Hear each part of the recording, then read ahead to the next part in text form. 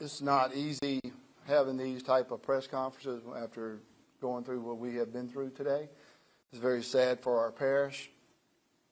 This morning around 8 a.m., we received a phone call from an actual concerned family member who, after not being able to get in touch with his family, went to the residence, which is located on West Bates Street, which is right outside of Albany, and actually found this crime scene. Shortly thereafter, deputies responded. We set up a crime scene. We have been processing this scene, and what we know so far is we have a husband and wife, Jenny Williamson, 49. We believe that Jenny actually shot her husband, Stephen Williamson, 49, and then also she shot an 8-year-old juvenile whom lived in the house. This is not those type of scenes you want to see. Unfortunately, it happened. I know there's a lot of rumors and things that are flying. That's why we want to do this press conference, to try to get you as much information as we can as quickly as possible. We do know that these two are not from here. They've only been in Livingston for a couple of years. I'm sorry, for less than a year, or right at that. We believe they were from the Jefferson Parish area. We also have not had any calls at this residence that were violent-related type calls. We've been over there for, alarms and things of that nature, but nothing pertaining to violent-type crimes. We are still in the process of trying to process this crime scene. We do believe that the same information some of you probably have had about possibly if Miss Jenny had some type of mental issues, we have heard the same. That has not been confirmed. But anytime you see these type of scenes, you believe something's got to be going on in order for this to happen. And like I said, we don't have any background on a domestic issue in this house. Not saying it's not one, but we don't have anything that actually points to that. So we're, again, trying to find what we can through whatever evidence we have collected so far. We believe, again, just to go back over, that she shot her husband and then shot the juvenile, which was 8-year-old, and then shot herself. And that's kind of where we're at. I will entertain any questions that you might have.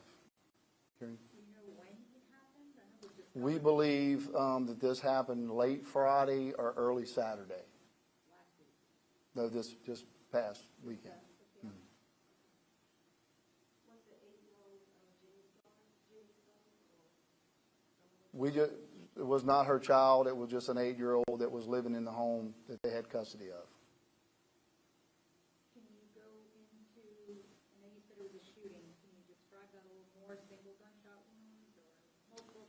I don't really want to get into that, but they were all killed with a gun.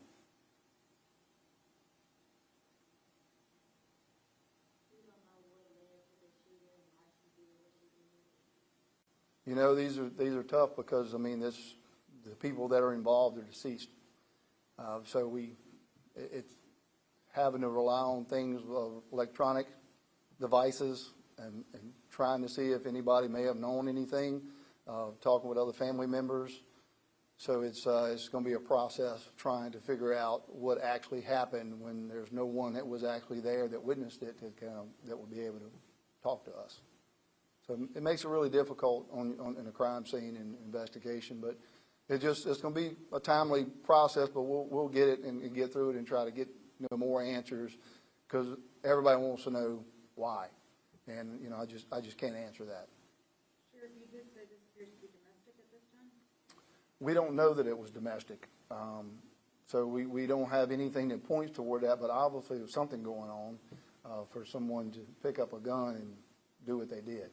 No previous call-outs? No previous calls whatsoever. And that's so far the complete search we've done, unless there was another agency somewhere that may have something that hadn't got to us yet. But as of right now, we haven't found anything. Nothing. Now, I know they had a trailer on the property. I'm sorry, please start over. I know they had a trailer on the property. Was the wife or the husband possibly staying in the trailer We believe them to be staying together. Do we know who made the phone call? We just know it was a family member. Don't want to really get into that too much, but a concerned family member went out to the residence after couldn't get in touch with them.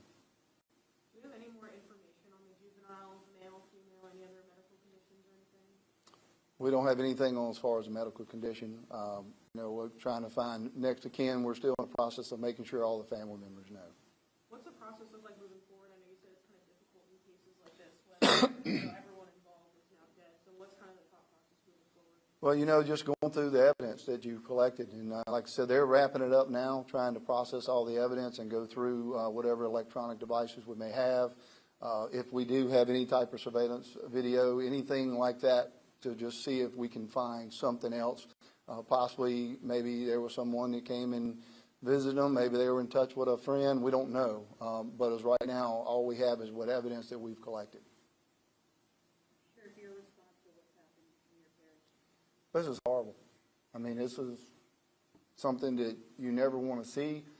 I'm sure that, everybody has questions. I do believe that it is safe to say that this is not a random deal. This was is contained, confined, that people can at least rest knowing that it's not a random shooting. I know people always get concerned about that, especially West Bates being so close to the interstate. But this is just a devastating type of situation for anybody. And so my thoughts and prayers are with the family, and I ask that everybody keep them in their thoughts and prayers because, they're going to have a difficult time to get through this. So this is devastating. Talked about there are a lot of rumors out there. Any you wanted to dispel? I believe I've kind of touched on them, and look, I know with social media has changed the game with law enforcement. Sometimes we have about 3 minutes to get the story out. And in these circumstances, it's tough to do that. But we try to do as much as we can, as quick as we can. And I hope that we're able to get the information out as quickly as possible, and we'll continue to try to do that. And I appreciate everybody's patience with us when it comes to that. As you can see, this is not a very easy, none of them are ever easy, especially something like this.